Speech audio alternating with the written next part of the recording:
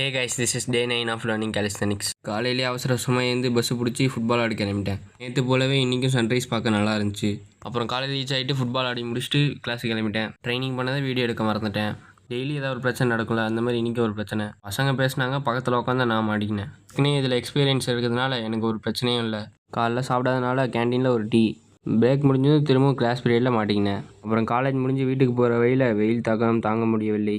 இதெல்லாம் சமாளிச்சுட்டு வீட்டுக்கு வந்ததும் லஞ்சுக்கு கீரை சாப்பிட்டு முடிச்சுட்டு ஒரு ரெஸ்ட்டு. அப்புறம் கார்டியோக்காக சைக்கிள் எடுத்துகிட்டு வழக்கம் போல் ஃபுட்பால் ஆட கிளம்பிட்டேன். சீக்கிரம் போனதுனால யாருமே இல்லை. எதுக்கு ஃபுட்பால் ஆட போனதுன்னு யோசித்தேன். அது ஏன்னா போன இடத்துல சம்பவம் ஆயிடுச்சு. ட்ரிபிள் பண்ணும்போது ஃபுட்பால் மேலே காலை வச்சு கீழே வந்ததுனால கையில் அடி, கால் வலியில் தாங்க முடியாமல் சைக்கிள் எப்படியோ ஓட்டிட்டு வீட்டுக்கு வந்தோடனே ஒர்க் அவுட் வர ஆரம்பிச்சிட்டேன். இன்னைக்கு push work out.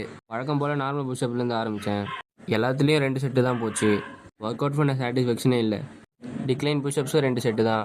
Decline push-ups முடிஞ்சதும் இன்க்ளைன் புஷ்அப்ஸு. ஒர்க் அவுட் பண்ணும்போது உங்கள் மசில் பம்ப் ஆகிறத ஃபீல் பண்ணி பண்ணுங்கள். அப்புறம் ஃபார்மையும் கரெக்ட் பண்ணி பார்த்துக்கோங்க. அடுத்து ட்ரைசெப்காக டைமண்ட் புஷ்அப்பு. டைமண்ட் புஷ்அப் முடிஞ்சதும் பைக் புஷ்அப் கேட்கிட்டேன். இந்த தடவை ஃபார்ம் ஓரளவுக்கு கரெக்டாக இருந்துச்சு, நல்லா போச்சு. அப்புறம் கேலிஸ்தனிக்ஸில் பேசிக்கான ஒர்க் அவுட்டான ஃப்ராக் ஸ்டாண்டை பண்ணேன். ஃப்ராக் ஸ்டாண்ட் ஓரளவுக்கு நல்லா போச்சு. ஃப்ராக் ஸ்டாண்ட் முடிஞ்சதும் எல்போ ஹோல்டு நல்லா தான் போச்சு.